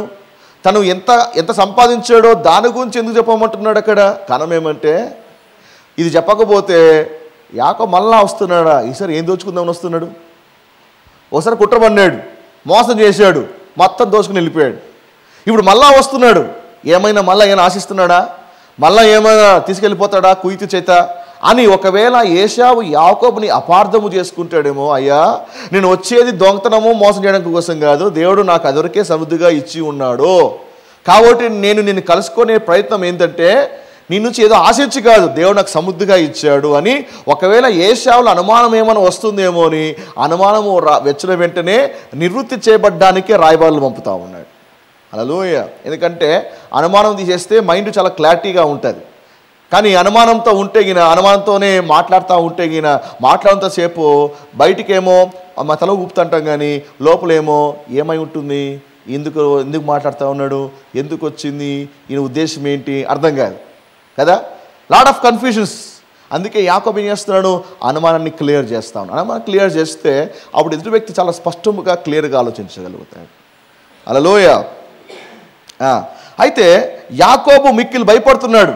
ఎప్పుడైతే రాయబారులు పోయి వచ్చారో రాయబారుల మాట ఏశావు విన్నాడా? వినలే. 400 మందిని ఎంట పట్టుకొని వస్తున్నాడంట. వచ్చి చెప్పాడు, అయ్యా చెప్పాము, ప్రయత్నం చేసాము, నువ్వు అన్న మాటలు అన్నీ కూడా పూసగుచ్చట్లుగా చెప్పాము, కానీ ఏశావు కన్విన్స్ కావట్లే. 400 మందిని ఎంట పట్టుకొని వస్తున్నాడయ్యా అనగానే ఆ మాట విని యాకోబు భయపడుతున్నాడు. యాకోబు భయపడి అన్న మాట గమనించా. యాకోబు భయపడుతున్నాడు. నా సతగా ఈ మాట తెలియబిడ్డరా, యాకోబుకు భయమా? ఒకప్పుడు ముందు అధ్యాయంలో యాకోబుని ఎదుర్కోవడానికి లాబాను వచ్చాడు. సైన్యం పెట్టుకొని వచ్చాడు లాబాను. మరి లాబాను ధైర్యంగా ఎదుర్కొన్నాడా? పైగా లాబాను మీద కోపపడ్డాడు, ధైర్యంగా మాట్లాడినాడు. ఏమనుకుంటావు నా గురించి నువ్వు, నా యథార్థత ఏంటి ఇలా కానీ లాబాన్ని కన్ఫ్రంట్ చేశాడు. లాబాన్ని మరి ఖండించాడు, ధైర్యంగా లాబాన్ని ఎదుర్కోగలిగాడు ముందు అధ్యాయంలో. కానీ ఇక్కడ అన్న విషయంకి వస్తే భయపడతా ఉన్నాడు. లాబాను ఎదుర్కొన్న యాకోబు ఏశావును ఎదుర్కోలేకపోతా ఉన్నాడు. కారణం ఏంటి తెలుసా? 20 ఏళ్ళ తను చేసిన తప్పు ఇంకా వెంటాడుతూ ఉంది. 20 ఏళ్ళ కిందట యాకోబు ఏశావు పట్ల చేసినటువంటి మిస్టేక్స్ ఏమైతే ఉన్నాయో అవి ఇంకా యాకోబులో ఒక భయాన్ని పుట్టిస్తూ ఉన్నాయి. సో ఫియర్ అనేది ఎందుకంటే గతంలో తను చేసిన తప్పులు అతను వేధిస్తూ ఉన్నాయి. గతంలో అతను చేసినటువంటి నేరాలు ఏమైతే ఉందో, అతిక్రమం ఏమైతే ఉందో, అది అతని మనసులో ఒక అపరాధ భావాన్ని పుట్టించి ఏమని అతన్ని భయపెడతా ఉన్నాయి. అంటే గతం అతన్ని వెంటాడుతూ ఉంది అని చెప్పచ్చు. గతం ఒక పీడకల వలె యాకోబును వేధిస్తూ ఉంది అని చెప్పచ్చు. ఒకవేళ అది లేకపోతే రానిలే ఏషవా, రానిలే పర్లేదు, 400 కాదు కదా, 4000 మంది రానిలే పర్లేదులే, నా వెనకాల మహనయీం ఉంది, 2 సేనలే ఉన్నా నాతో ఉన్నాయి అని ధైర్యంగా నిలబడేవాడు. ధైర్యంగా ఏషవతో మాట్లాడేవాడు. ఏమండి, నా మామ లాభాన్నే ఎదుర్కొన్నా నేను, దేవదూతలు నాతో ఉన్నారు కాబట్టి అతనుకున్న సైన్యం కంటే నా సైన్యం ఇంకా గొప్పది అని చెప్పి ధైర్యంగా ఎదుర్కొనే ఉండేవాడు. కానీ యాకోబు భయపడతా ఉన్నాడు. Sin will always cripple you. పాపం నేను ఎప్పుడు కూడా అవిటివనగా చేస్తుంది. పాపం ఎప్పుడు కూడా నీ పిరికివనగా చేస్తుంది. పాపం ఎప్పుడు కూడా నీకు నెమ్మది ఇవ్వదు. పాపం ఎప్పుడు కూడా నేను నిలబడతట్లుగా చేయదు. It will always make you to run away. ఆ గిల్ట్ కాన్షియస్ ఉంటుంది ఎక్కువగా. దేవుడు ఆదాముతో మాట్లాడుతూ, ఆదామా నువ్వు ఎక్కడ ఉన్నావు అని అడిగినప్పుడు ఆదాము అన్నాడు కదా, నీకు భయపడి నేను దాక్కున్నా. ఎందుకు భయము? ఎందుకంటే పాపము చేశాడు కాబట్టి. పాపము ఒక వ్యక్తికి భయాన్ని పుట్టిస్తుంది. పాపం ఒక వ్యక్తికి భీతి పుట్టిస్తుంది. కాబట్టి యాకోబు విషయంలో కూడా అలాంటిదే. అన్నని ఎదుర్కోవాలి. ఎట్లంటే గతం అతన్ని వెంటాడుతూ ఉంది. ఆ గతము అతన్ని హాంట్ చేస్తూ ఉంది. మొదటి రాజులు 17వ అధ్యాయం 18వ వచనంలో స్త్రీ ఏలియాతో చెప్పిన మాట కూడా ఇలాంటిదే. ఏలియా తెలుసా మీకు? ఏలియా మరి అద్భుతము చేయగానే ఏమని ఆమె అతని కుమారుడు చనిపోకున్నట్లుగా మొదటి అప్పము తీసుకొని నాకు ఇమ్మని చెప్తాడా అన్నట్టుగా ఆమె చేస్తుందా? దేనికి స్తోత్రం. నేను అన్నట్లుగా నా ఇంట్లో ఏది తక్కువ కాలే, అద్భుతముగా దీవించబడింది. మనకు స్టోరీ అక్కడ వరకే తెలుసు. ఆ తర్వాత స్టోరీ మనకు తెలియదు. ఆ తర్వాత స్టోరీ ఏమైంది? ఆమె కుమారుడు చనిపోతాడు. చనిపోయినప్పుడు ఆ వార్త తెలుసుకొని ఏలియా ఆమె వద్దకు వస్తాడు. ఏమైంది చూడండి. మొదటి రాజులు 17వ అధ్యాయం 18వ వచనం. 1 Kings 17th chapter verse 18. మొదటి రాజులు 17వ అధ్యాయం 18వ వచనం. Can someone read? మొదటి రాజులు 17వ అధ్యాయం 18వ వచనం. 1 Kings 17 verse 18. ఆమె ఏలియాతో, దైవజనుడా నా యొద్దకు నీవు రానిమిత్తమేమి? నా పాపమును నాకు జ్ఞాపకము చేసి నా కుమారుని చంపుటకే నా యొద్దకు వచ్చితివా? అర్థమైందా? అంటే ఇక్కడ ఈ స్త్రీ అంటది కదా, ఏమని? నా పాపం నాకు మళ్ళా జ్ఞాపకం చేయడానికి వచ్చావా? Have you come to remind about my past sins? నా పాపాల్లో జ్ఞాపకం చేయడానికి నువ్వు మళ్ళీ వచ్చావు. అంటే ఆ స్త్రీ పాపం చేసిందని, ఆ స్త్రీ తప్పు చేసిందనే కదా అంటుంది కదా, నాకు జ్ఞాపకం చేయడానికి వచ్చావా? అంటే మనము మన పాస్ట్తో డీల్ చేయకపోతే మన భవిష్యత్తుని మనం పాడు చేసుకుంటాం. మనము మన గతాన్ని వ్యవహరించకపోతే, మన గత వైఫల్యాలను, గత బలహీనతలను మనం డీల్ చేయకపోతే సుందరమైన నీ భవిష్యత్తుని నీవే చేతులను పాడు చేసుకుంటున్నావు. Reconcile with your past. నీ గతంతో నువ్వు సమాధాన పడాలి, సరిచేయబడాలి. ఎవరిని సమాధాన పడాలి? ఈవెన్ అదొక పరిస్థితి కావచ్చు, ఒక వ్యక్తితో కావచ్చు. Reconcile to have a future, blessed future. ఏమండి, యాకోబు తప్పించుకోబోలేడు. ఎందుకంటే యాకోబు జీవితంలో ఏశావుతో సమాధాన పడితేనే ఎక్కడికి పోతాడండి? ఎక్కడికి పోలేడు. యాకోబుతో సమాధాన పడాల్సిందే. You have to reconcile with those who have, with those who don't have a peace. కానీ దాన్ని స్కిప్ చేస్తూ ఉంటే అది గుండెలో బరువు అలాగే ఉండిపోతుంది. దాన్ని అలాగే కలిగి ఉంటే అలాగే నీ యొక్క మనసులో ఉండదు. అది ఒక అపరాధ భావం నేను తెలుస్తూనే ఉంటుంది. అందుకే ప్రభు అంటాడు కదా, ఏమని? నువ్వు బలి అర్పించేటప్పుడు బలిపీఠం మీద నీ సహోదరునికి వ్యతిరేకంగా ఏమైనా ఉన్నట్లయితే ఏం చేయాలి? నువ్వు బలి పక్కన ఆపేసేయి. Stop the sacrifices, go and reconcile. నువ్వు వెళ్ళి నీ సహోదరునితో నువ్వు సమాధానపడు. అంటే దేవుడు బలి కంటే సమాధానానికి ఎక్కువగా ప్రాముఖ్యతనిస్తూ ఉన్నాడు. మనమేమో ఎవడు ఎట్టనవని పర్లేదు, నేనైతే ప్రే చేస్తానంటాను. No, first peace, then the sacrifices. మొదట సమాధానము, తర్వాత సాక్రిఫైజెస్. కాబట్టి ఈ వ్యక్తులతో సమాధాన పడాలి, నీ గతంతో కూడా సమాధాన పడాలి. ఇంకా స్టిల్ మనము మంచిగా ముందుకు వెళ్తుంటాం, కానీ గతంలో మనం చేసినటువంటి తప్పులు గుర్తొస్తూ ఉంటాయి. అరే, ఆ వ్యక్తి పాటు ఇలా చేశాను కదా, ఈ వ్యక్తి పాటు ఇలా చేశాను కదా, ఆ వ్యక్తి పాటు ఇలా ఉన్నా కదా, ఈ వ్యక్తికి అన్యాయం చేశారు కదా. If that conscious is always pricking you, కూర్చున్నా లేచినా నీ మనసులో అదే తిరుగుతూ ఉంటే, అన్లెస్ నువ్వు ఆ విషయంలో సమాధాన పడితే తప్ప అది తొలగిపోదు. అర్థమైందా? మనసాక్షి ఒక నైజం ఏమంటే, సమాధాన పడితే తప్ప మనసాక్షి గద్దించడం మానివేయదు. ఎప్పుడైతే సమాధాన పడతావో ఆటోమేటిక్గా భయం తొలగించబడుతుంది. భయపడితే తొలగించబడుతుందో అప్పుడు ధైర్యంగా ఎవరినైనా కూడా ఎదుర్కోగలుగుతాం. ఆమేన్. హల్లెలూయా. ఇంట్లో ఒక తమ్ముడు అక్క ఉన్నాడు. తమ్ముడు ఏదో తప్పు చేశాడు. అక్క చూసింది. అక్క ఎవరికి చెప్పొద్దు, అమ్మ నాన్నకి చెప్పొద్దు. నేను చెప్పకుండా ఉండాలంటే నేను చెప్పిన మళ్ళీ చేయాల్సిందే. ఇంకా అక్కడ నుంచి అక్క ఏం చేసింది, తమ్ముడిని బానిస చేసేసింది. నీళ్ళు తేమంటే నీళ్ళు తేవాలి, బ్యాగ్ సర్దాలి బ్యాగ్ సర్దాలి, ఏం చేయమన్నా చేయాలి. ఒకవేళ ఫ్రస్ట్రేషన్లో నేను చేయమో అంటే చేయవా, సరే నీ ఇష్టం లేదు, నేను వెళ్ళి అమ్మ చెప్పేస్తాను అంతే. ఆ పని చేయదాక అంటే ఏమైపోయింది, రోజు రోజు రోజు రోజు బానిస అయిపోయాడు. ఇంకా అక్క ఏం చెప్పినా కూడా చేయాల్సిందే. రోజు విసుగొచ్చేసింది. ఎప్పుడు ఎన్నిసార్లు నీ ఇట్లా చాకరీ చేయాలి, ఎన్నిసార్లు నీ ఇట్లా చేయాలి, ఇలాంటి పెత్తనం ఎంతవరకు సాధించాలి అని ఓ రోజున మరి అక్క ఇంట్లో లేనప్పుడు వాళ్ళ అమ్మ దగ్గరికి వెళ్ళి ఏమన్నా కానీ ఒప్పేసుకుంటా, కొడితే రెండేట్లని వాళ్ళ అమ్మతో వెళ్ళి, అమ్మ నేను తప్పు చేశాను, ఇలా నేను పలానా చేశాను అంటే వాళ్ళమ్మ సంతోషపడింది. ఎందుకంటే యథార్థంగా ఒప్పుకున్నాడు కదా అని. సరేరా నేను ఏమనలే, వదిలేస్తాను లేపో అని. సరే మనోడు గమనైపోయాడు. ఈ లోపల అక్క వచ్చేసింది. ఎరా నువ్వు బయటికి వెళ్ళి అది పట్టరాపో అంటే నేను పట్టరాను అన్నాడు. చెప్పమంటావు అమ్మకి, చెప్పుకోపో అన్నాడు. గో అంటే అంతకుముందు భయం ఉండేది, ఇప్పుడు భయం ఉందా? ఇప్పుడు భయం లేదు. భయం లేదు కాబట్టి అక్కతో ఏమన్నాడు, పో చెప్పుకోపో. ఎక్కడికి వచ్చిన ధైర్యము? బికాస్ తన గతంతో ఆయన వ్యవహరించాడు కాబట్టి ధైర్యంగా అంటున్నాడు, చెప్పుకోపో. ఇలా నిజంగా చెప్పమంటావా? ఎప్పుడు నువ్వు చెప్పడమే, నేను ఎప్పుడు చెప్పేసినాను అయిపోయింది. ఇంకా అక్కడి నుంచి అక్క తమ్ముడిని కంట్రోల్ చేయడము మానేసి. So if you don't deal with your past, అది నీలో భయాన్ని పుట్టిస్తుంది. నువ్వు ముందుకెళ్ళకోకుండా నేను వెనక్కి లాగుతుంది. హల్లెలూయా. బెత్షెబాతు దేవుని ఏడ్చి మొరపెడతా ఉన్నాడు. ఏమని? అయ్యా నీ సరి నుంచి నన్ను త్రోసేయకు, నీ పరిశుద్ధాత్మ నేను నుంచి తీసివేయద్దయ్యా, నాకు ఆ రక్షణ ఆనందాన్ని మరలా పుట్టించండి.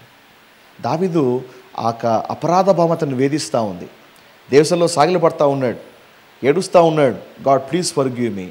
ఆ పోగొట్టుకున్న ఆ రక్షణ ఆనందాన్ని నాకు మరలా కావాలయ్యా, నన్ను త్రోసివేయకయ్యా అని ఏడ్చి తన గతం విషయమై రికన్సైల్ అయ్యాడు. కాబట్టి ఏమండి, దావీదుని దేవుడు కనికరించాడు, మళ్ళా రాజ్య పరిపాలన సాగిస్తూ ఉన్నాడు.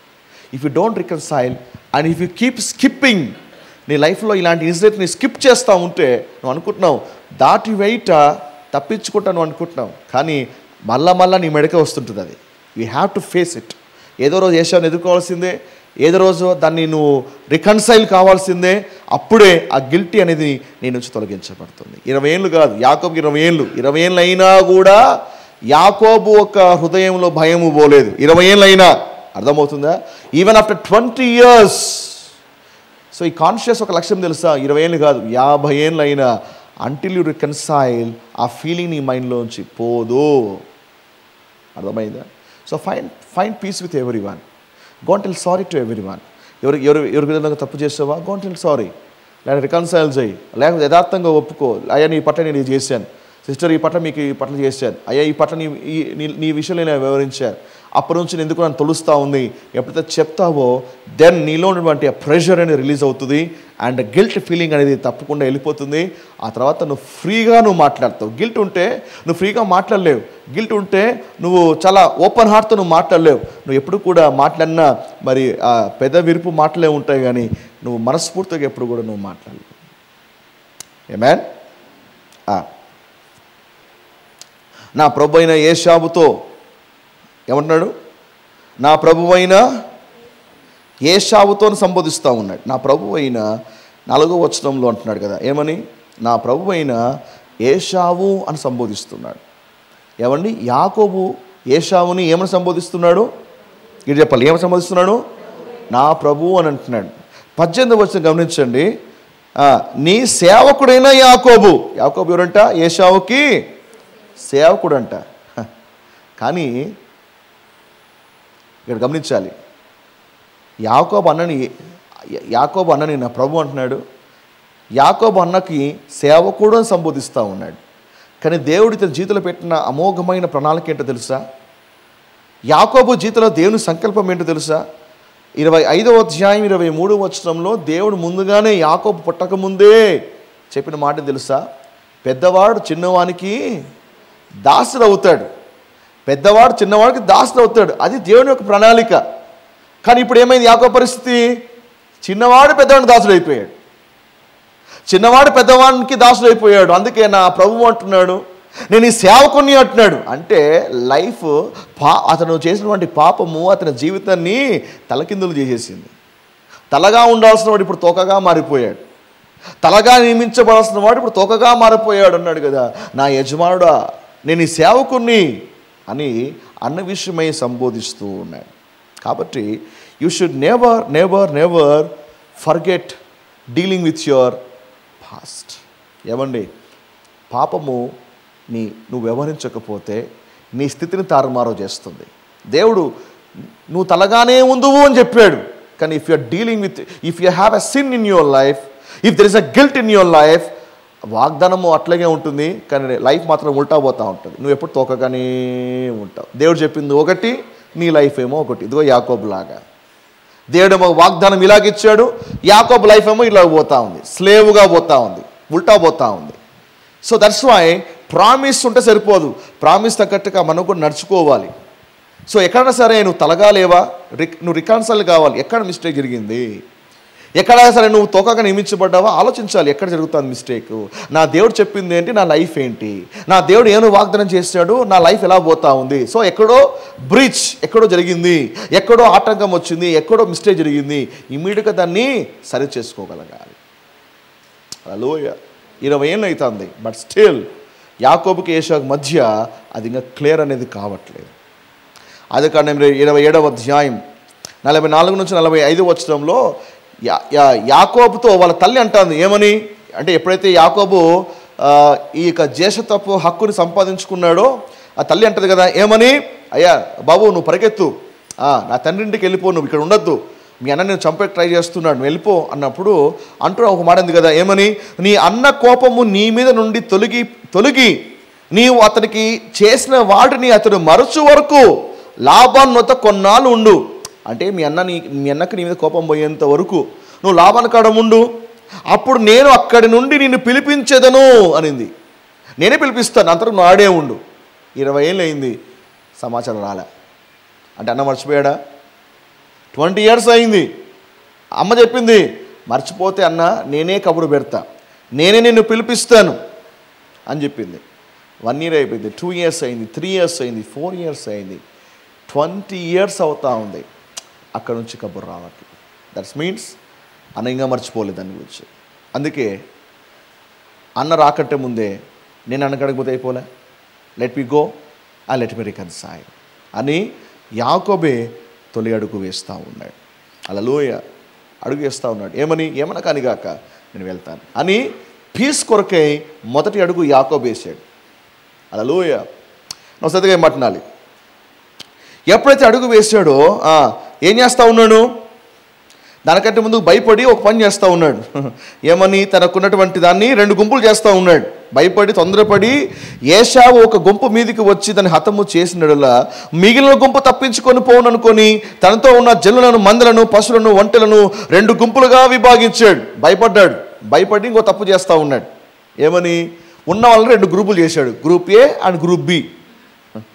ఒకవేళ గ్రూప్ ఏని ఒకవైపు పంపించాడు, ఇంకొక గ్రూప్ తను లీడ్ చేస్తూ ఉన్నాడు. ఒకవేళ ఏశావు వచ్చి దాడి చేసి ఒక గ్రూపు నాశనం అయిపోయినా ఇంకో గ్రూప్ బచావవుతుంది అని తన గ్రూపుని 2 గ్రూపులు చేశాడు. మనోడు ఏం మర్చిపోయాడు, తనతోనే 2 గ్రూపులు ఉన్నాయి. మహనయీం మర్చిపోయాడు. మహనయీం సంగతి మర్చిపోయి ఏమండి ఆవేశంలో లౌకికంగా ఆలోచిస్తూ హీఈస్ మూవింగ్ ఇన్ ఫ్లెష్ 2 గ్రూపులు చేసేసాడు. నిజంగా నమ్మి ఉంటే 400 కంటే బలమైన వాళ్ళు నాతో ఉన్నారు కాబట్టి వచ్చిన వాళ్ళే 10 గ్రూపులు అయిపోతారు, ఒకడు ఒక దారిలో వచ్చి 7 దారిలో పారిపోతాడు అని నమ్మి ఉండేవాడు. కానీ దేవదూతలు ఉన్న దేవుని వాగ్దానం, నీ తండ్రి ఇంటికి వెళ్ళు అని దేవుడు చెప్పాడు. అర్థమైందా? తండ్రి ఇంటికి వెళ్ళు అని దేవుడు చెప్పినప్పుడు తండ్రి ఇంటికి వెళ్ళక ముందే చచ్చిపోతాడా? ఏషా దాలను చంపేస్తాడా యాకోబుని? ఏం చేయాలి? నీ తండ్రి ఇంటికి వెళ్ళు అని దేవుడు చెప్పాడంటే నాకేమీ కాదని యాకోబు నమ్మి ఉండాలి. దేవదూతలు ఉన్నారు అని చెప్పేసి చూశాడు దేవదూతలు కూడా. బట్ స్టిల్ అతని వాగ్దానం కంటే దేవదూతల ఒక ఇది కంటే తనలో ఉన్న భయం ఎక్కువైపోయింది. ఆ భయం ఎక్కువ కావడం వల్ల అవిశ్వాసంతో 2 గ్రూపులు చేసి పంపించేస్తూ ఉన్నాయి. ఒకసారి మనకి బ్లెస్సింగ్స్ ఉంటాయి, వాగ్దానం ఉంటుంది, ప్రజెన్స్ ఉంటుంది, ప్రాఫెసీ ఉంటుంది, సేవకులు వర్డ్ రిలీజ్ చేస్తారు. కానీ దానికంటే ఎక్కువగా భయం ఎక్కువగా నీ లైఫ్లో ఉండడం ద్వారానే ఏమండి అపవాది నీ లైఫ్లో పనిచేస్తూ ఉన్నాడు. ఏది కూడా నీ సమస్య కంటే ఇది గొప్పది కాదు. God's presence is with you, God's angels are with you. నీ తోటి యోధులు కూడా నీకోసం ప్రార్థన చేస్తూ ఉన్నారు. నువ్వు దేనికి భయపడాల్సిన పని లేదు. యాకోబు వలె ఆవేశములో రాంగ్ స్టెప్ వేయాల్సినటువంటి పని లేదు. యాకోబు మోకరించి, దేవా నువ్వు వెళ్ళమన్నావు, ఇదిగో ఏషావు ఇట్లా వస్తున్నాడు అని అడిగి ఉంటే కథ మరలా ఉంటుండే. లేదా తనతో ఉన్నటువంటి దేవదూతలు ఉన్నారు కదా, దేవదూతరా మీరు ఏమైనా చేయండి అన్నా కూడా బాగుంటుండే. కానీ హీఈస్ మూవింగ్ ఇన్ ఫ్లెష్. అంటే ఒక బిలీవర్కి ఎగ్జాంపుల్ యాకోబు. Some times moving in spiritual, some time acting in carnal. Some time he acts spiritual, some time he acts in carnal. యాకోబు లాగా మనం ఉండకూడదు. ఏం పెట్టారు ఏమన్నారు అనిగాక, నా ప్రభు నాతోనే ఉన్నాడు, నేను విడవను నేను ఎడబాయను అని చెప్పిన దేవుడు మనతోనే ఉన్నాడు అని మనం ఎలాంటి పరిస్థితి అయినా సరే ఎదుర్కోవడానికి మనం సిద్ధపడాలి, కానీ పారిపోకూడదు. దేవుని స్తోత్రం. యాకోబులో ఒక మంచి పని ఏమంటే ఏషావు వస్తున్నాడు అనే సంగతి భయపడినప్పటికీ మడమ వెనక్కి తిప్పలే, ఎదుర్కోవడానికి సిద్ధపడతా ఉన్నాడు. Do not run away from the problem, face the problem.